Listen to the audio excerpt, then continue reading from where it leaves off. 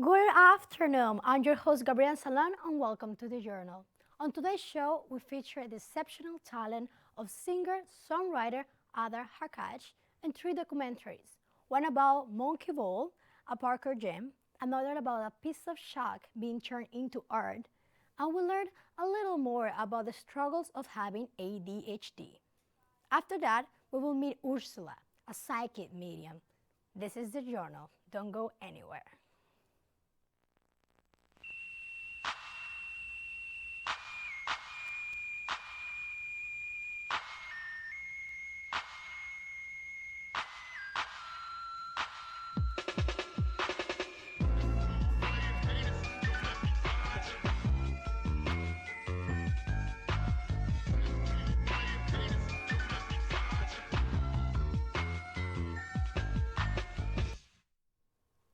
Welcome back to the Journal, brought to you live from the Study Arts Center here at Centennial College, produced by second-year broadcasting students. I'm your host, Gabriel Salon. Now, let's get right into the dogs. Parkour is a sport that isn't for everyone. If you have seen someone doing parkour, you most likely thought, wow, that looks like a lot of fun, but crazy at the same time. Well, you're right. Many people have been seriously injured from this sport. Fortunately, for lovers of parkour, there's a gym, the Monkey Vault, where people can practice parkour with less chance of injury. Let's take a look at Liam Mitchell's dog, Fly.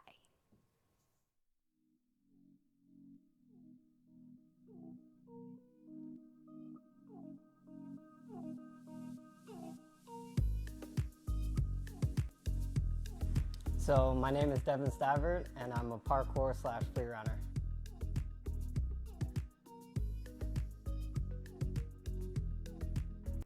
So my main goal was originally wall flips, and then as soon as I started, I quickly found out that I could easily do wall flips, and then it was about adding one more step and then adding another step, and now it's really just turned into a game of progression.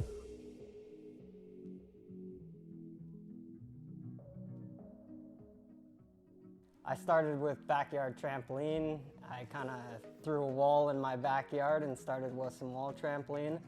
And in about 2011, 2012, I got into parkour.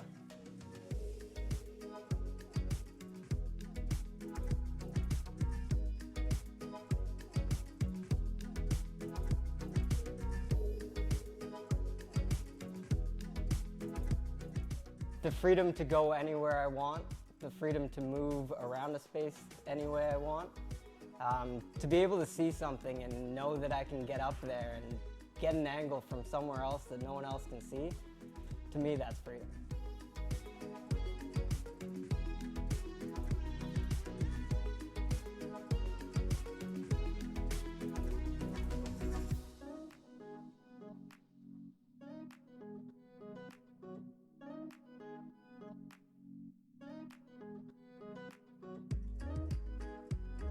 I started bar walking last year, and really it was about just getting comfortable walking across the bar, and then like anything, you start with one thing and it quickly progresses into something else. And now it's all about adding just a little bit of variation with each step.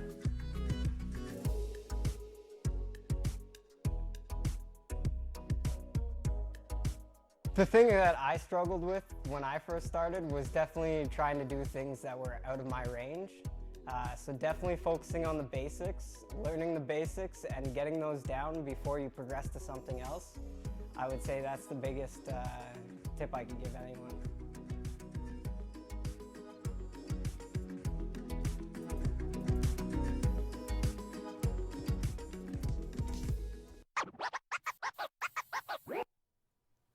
Wow, that was a great documentary by Liam Mitchell with the help of Nick Abate.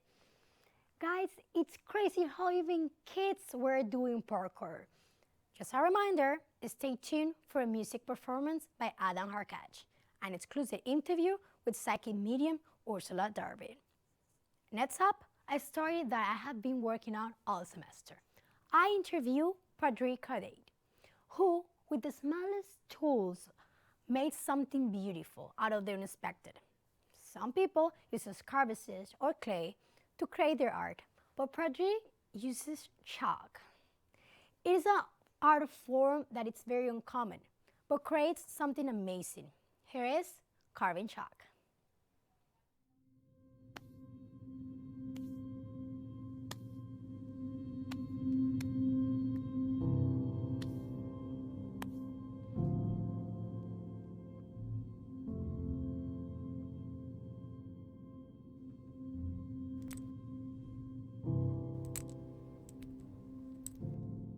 Chalk carving is basically sculpting a piece of chalk into an object or something I would like to carve.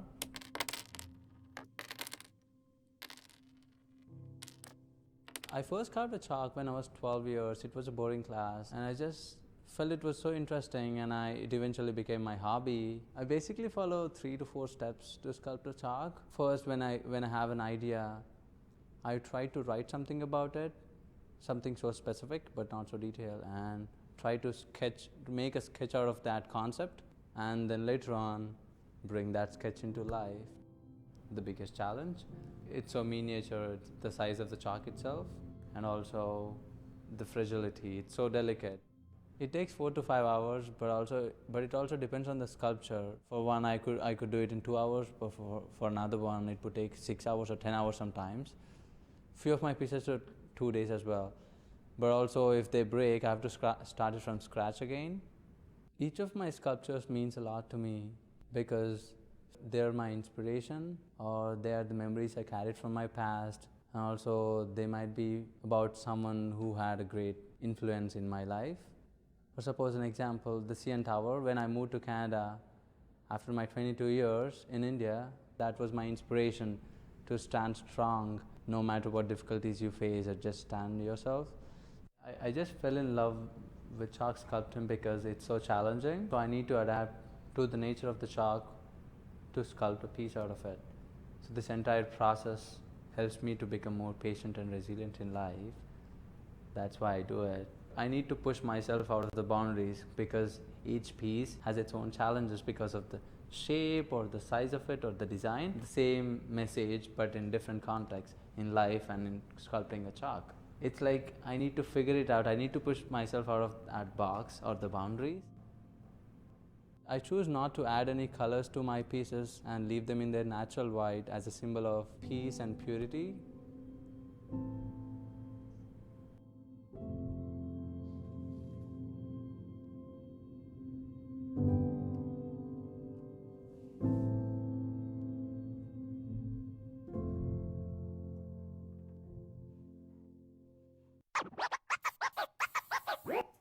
It's certainly amazing what an artist can do with something as little as chalk. It's such a beautiful art that deserves more recognition. You can check out more of him at Anurag_art on Instagram. Up next, the exceptional singer, songwriter Adam Hrkach, who will be performing his song Growing Up. Please enjoy.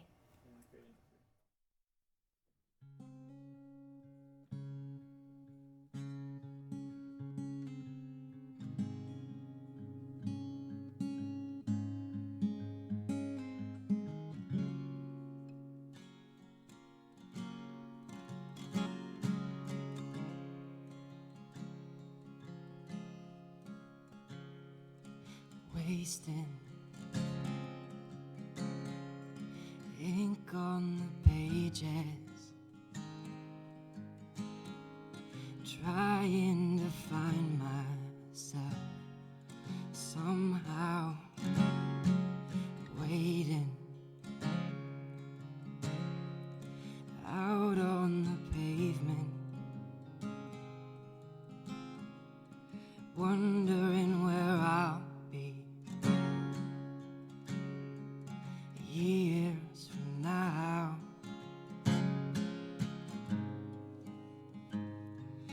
Maybe I'm scared of growing up,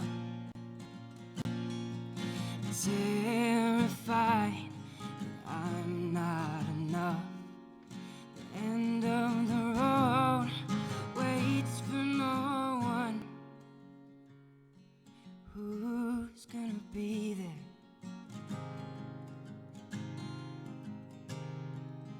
it's all said and done, leaving all I know, all for a dream I can't seem to let go.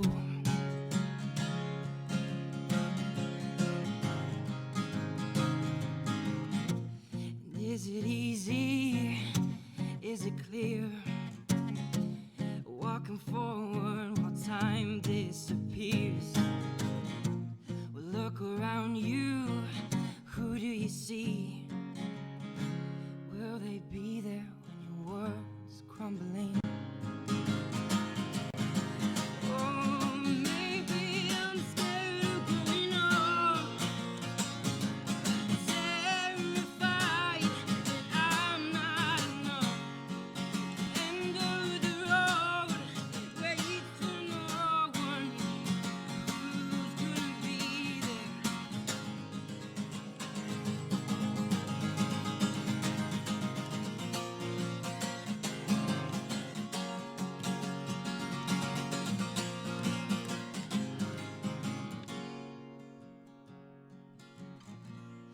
Before you know it, before our eyes, we're growing older and saying goodbye to every moment, every flame burning lower just to say, well, maybe I'm scared of giving up, terrified that I'm not enough. End of the road, waits for no one. Who's gonna be there? When it's time to grow up.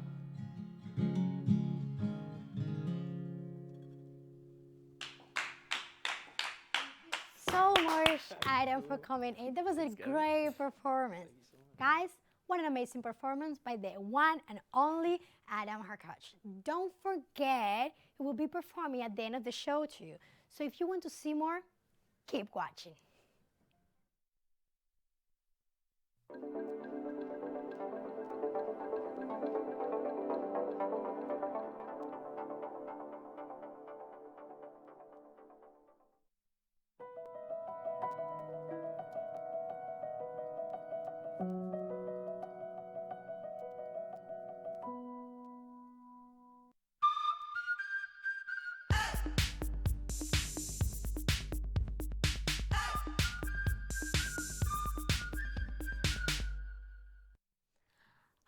What a great. Next up, a documentary by Justin Fontanelle, who spent some time with Nader Hijar, a man who suffered from ADHD. Did you know that nearly 5% of all school children in Canada have a form of ADHD? And 50% of them continue with the struggle with the disorder in their adulthood? In this documentary, we will find out what it's like growing up with ADHD and how Nader Hijar copes with it. Here is it, ADHD.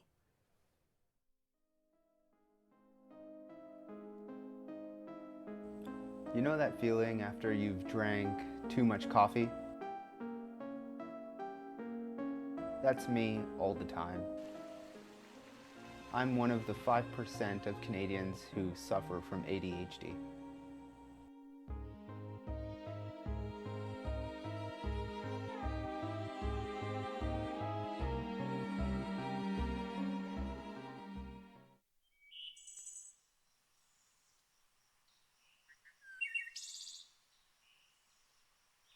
My name is Nader Hijar. I'm 24 years old.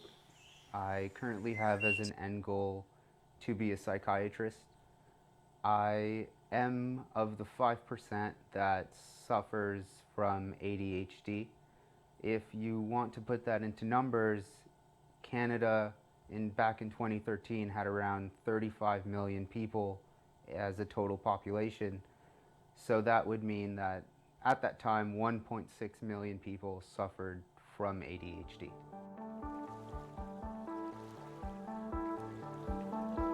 So I take two kinds of medications right now. One is called Adderall XR, which is an extended version of Adderall, and another medication called Trazodone, which helps me go to sleep at night.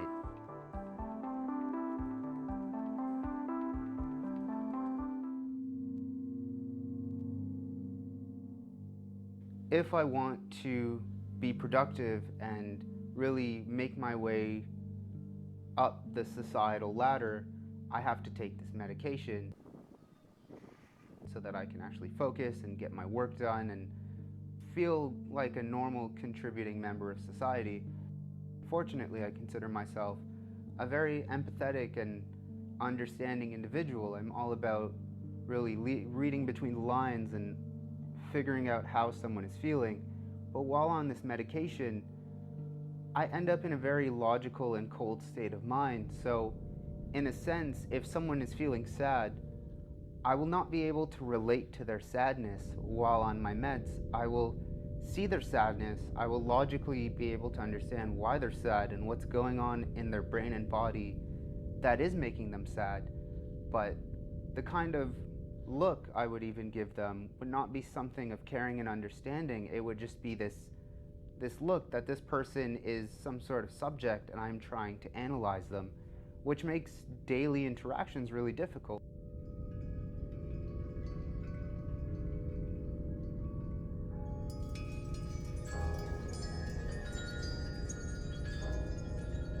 At the end of the day, I'm grateful for the medications and I'm grateful for what they can give me and allow me to accomplish.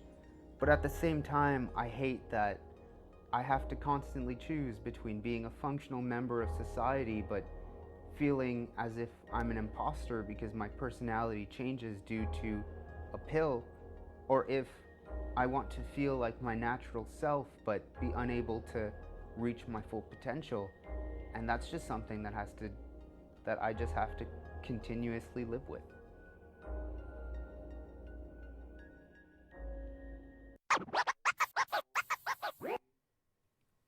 Wow, what a moving documentary. I can imagine what it will be like to live with ADHD. Our final story is a documentary where the spirits run wild. The creak you hear at night? Perhaps the wind? Or maybe a spirit trying to connect with you? Our team interviewed a psychic medium who can actually speak to the dead. She also allowed us to record 2 private readings. Prepare yourself, and maybe, just maybe, if you don't believe in psychics, this documentary might just change your mind. Here is Sitting with the Spirits. I can recall as far back as the age of 5, where I would wake up in the middle of the night and feel a presence in the room, or see someone walking around the room in spirit, and it was terrifying. My name is Ursula Darby, and I'm a psychic medium.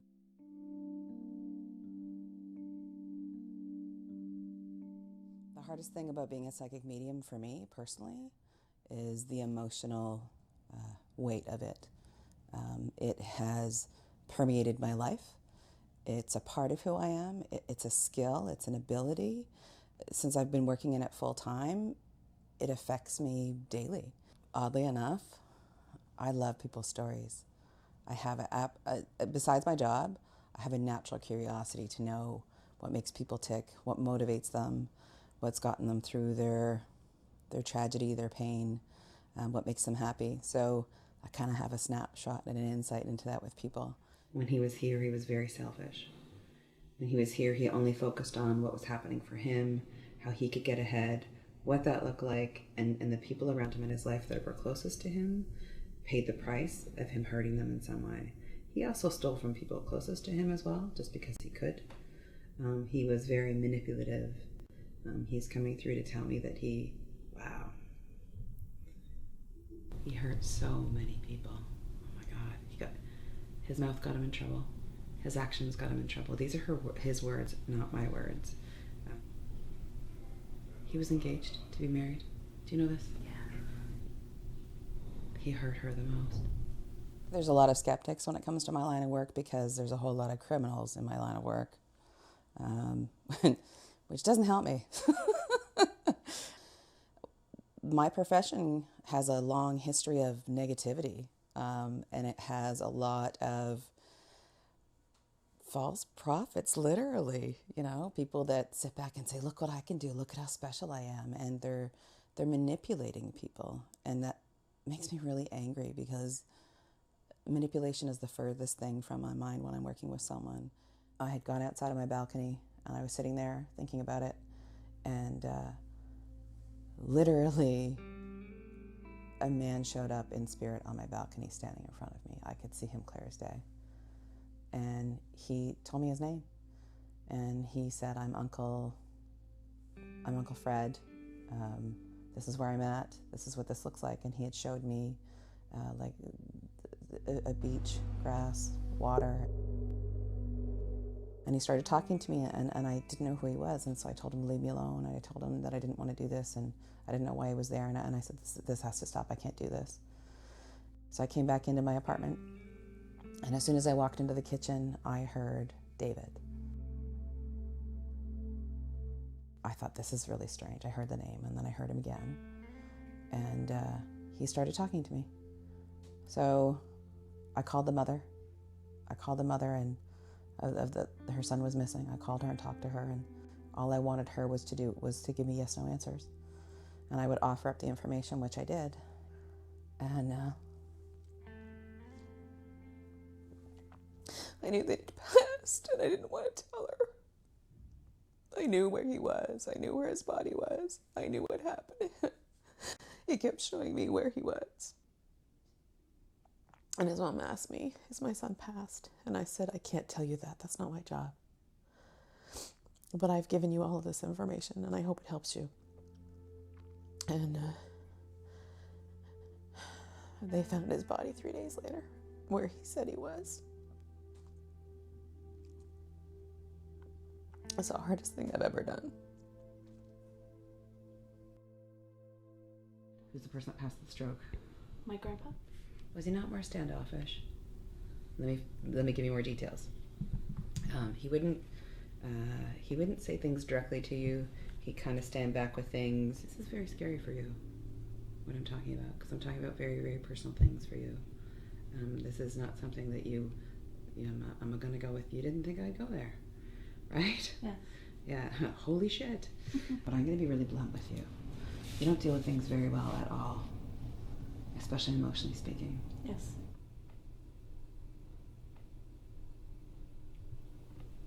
He doesn't want to watch you hurt anymore. What creates a mysteriousness behind psychic mediums is the unknown. I've literally had someone say to me, I handed them my business card with my picture on it, and they looked at it and they said, oh my God, you look so normal. I thought, wow, this is ridiculous. Like, how could you think, well, normal doesn't exist, number one. But everyone has an image in their mind of what I look like. So when I introduce myself to people, they'll say, oh my God, shut up, really? You don't look like one. It's the oddest statement to make to someone because everyone has a preconceived idea of what I do, and I'm here to break it.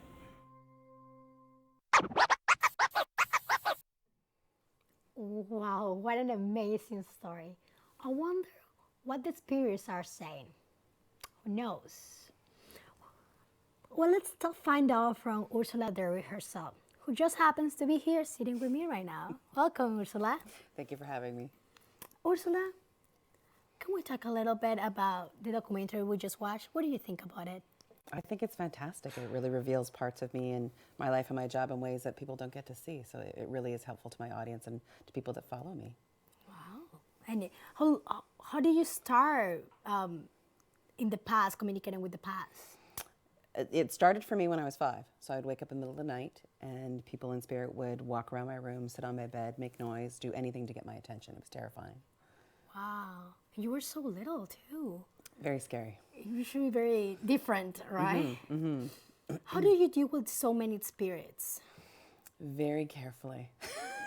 I have my moments. I can't really control what's going on, but I can. It depends on the day when I'm working and I have clients booked. That's when I know I'm working. But sometimes they show up when I just don't want them to. It's so interesting. Like it's very unique and complicated, and I just feel like so drawn into it. That documentary was amazing. Ursula, I won't ask you for the full rating, but I would like to know a little bit about what is the feeling, what are the spirits around here? Around you, you have several people in spirit actually. They've been talking to me for a little while now too. So your mom's dad, your grandpa's passed, correct? Yeah. Thank you. Okay. So also, who's Louise or Luis? Oh, my cousin. Thank you. This is a cousin of yours. This person's alive, correct? Yeah. Thank you. Okay. And also your my daughters. So I want to ask something else too when I connect to your grandpa, because I'm trying to make this fast and people in spirit take their time. So he's talking about his daughters, my daughters, right? Yeah. Okay. So there's three girls, 3 daughters. There is 2 daughters is? and one man. Okay. So there's 3 in total, right? Yeah. My daughters. Then there's 1 in spirit. No. Wait for it. There is. Call your family when you get home. I'm serious. Either that I'm serious. Anyway, there's 4. Pardon me. I want to talk about 2. He passed from a stroke. I'm actually not sure. Wait. It was So there's someone else who's actually passed from a stroke then. If you can't confirm that, then that means we have also 3 people in spirit too. Yeah. So I'm trying to get to a message, but I can't because I know that I'm under the gun for timing wise too. So I want to get back to him for a moment too. Why are you here? Okay. I got a message for you. This is from Grandpa that I just talked about a moment ago too, right? You have a very hard time staying on track, right? All the time, no matter what you think, what you do, how you act, what you say, right? You need to focus and stay in this. You need to finish these things. You need to complete the task that you have ahead of you, especially to do with school. You actually have 2 or 3 more, 2 or 3 years beyond schooling. They're actually going to go back to school after this from where you are now. You think you're not, but you are. He loves you. That's why he's helping you. school is coming from me again. You're never going to leave. I'm never gonna leave. I'm gonna leave. Wow. That was very intriguing. I actually want to hear much. Time dues. But thank you so much for coming. Thanks again. That was great. That was amazing experience. First time I had that, and I was looking forward to it. When you were coming to the show, I was like, yeah. We hope you have enjoyed this week's episode. Stay tuned for another performance by Adam Hrkach. We will be right back here on the Journal.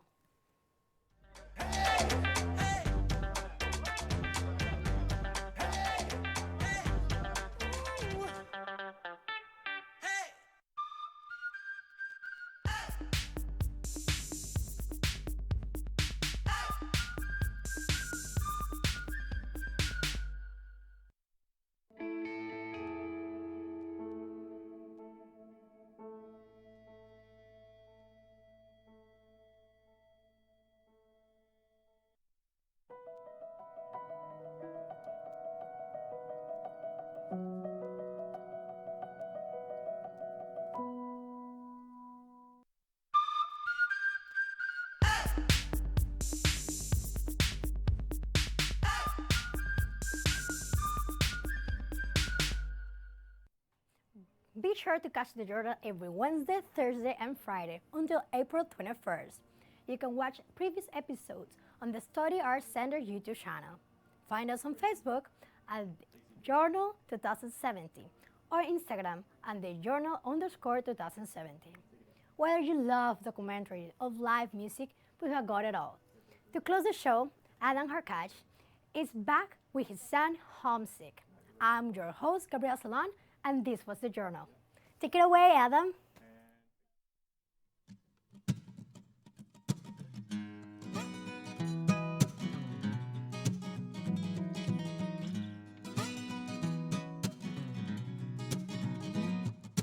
Turn back to the night, there's fire in your eyes. When we meet again, can we pretend silent love to the lights? This morning a touch a goodbye now. At least that's what I'm feeling, and I know it's not all like this. I've felt it before. I'm not quite sure what to call it. And the night's been a blur, but I'm saying, whoa, now you feel like home. Now I'm homesick. Now I'm homesick.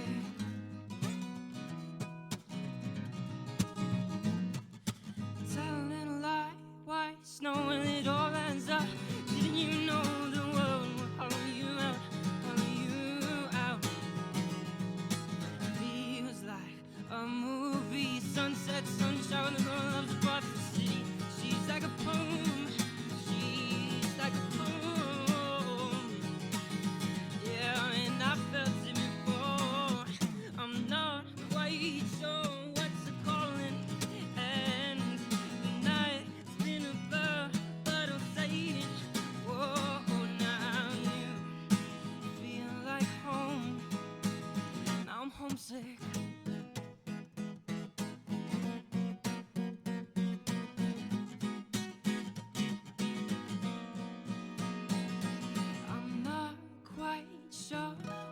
are calling, and the night's been blurred, but I'm saying, whoa, now you feel like home. Now I'm homesick. Now I'm homesick. Now I'm homesick. Now I'm homesick.